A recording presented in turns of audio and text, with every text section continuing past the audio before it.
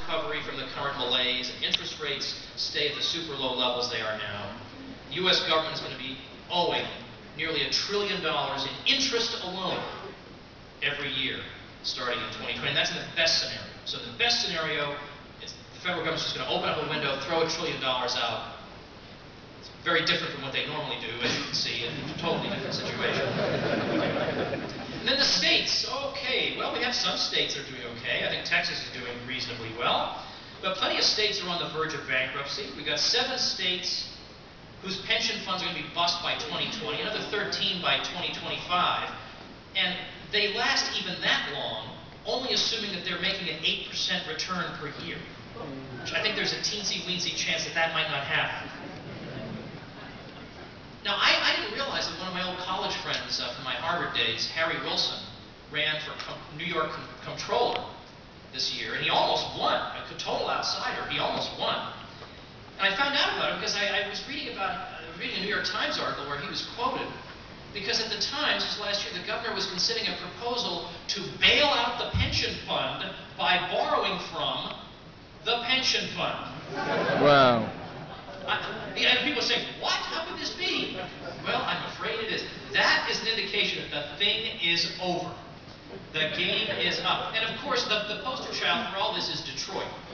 Detroit is a city where it's the very model of spending and regulation and welfare and everything. And all these programs that we've been ogres for not supporting. Why? You must hate the human race. You must be a big hater. Blah, blah, blah, blah, blah. These little Orwellian terms they throw out at you. But you look at what actually happened in Detroit. If I wanted to wreck a city, I would do precisely these things.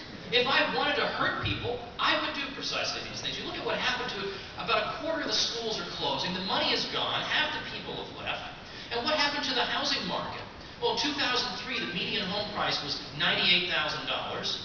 By 2009, it was down to about $14,000.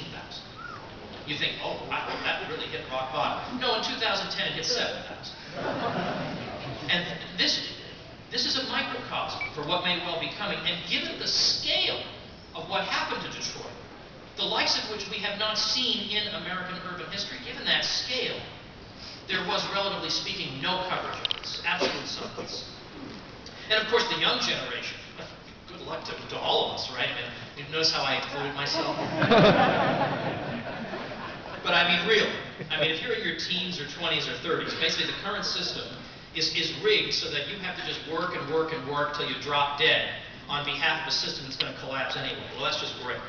Well, I'm not going to go into more statistics about that, partly because my publisher happily has put up a free chapter of the book online, and it's a chapter where I lay out, okay, here is what we're facing. And it's all facts that no one disputes. I'm not contriving a crisis. These are all facts that no one disputes. So if you'd like to read that free chapter, it's at rollbackbook.com or through my website, tomwoods.com. Instead, I want to move on to the second, more fun part of the presentation,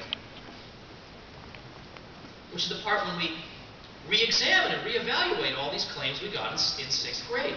Wherever would we be without Joe Biden and Mitch McConnell and their paternal custodianship of us all, their hearts aflame with a desire for justice for us? And where would we all be, right? So first of all, I mean, let's think about the sort of things that we all learn. I remember that when I graduated high school, I was under the impression that honestly, if it hadn't been for these icons before whom we waved incense in the classroom every day, these great men whom we saw, all these great presidents, if it hadn't been for them, we'd all be, probably dead or in a pit somewhere, But yet, the facts are exactly the opposite.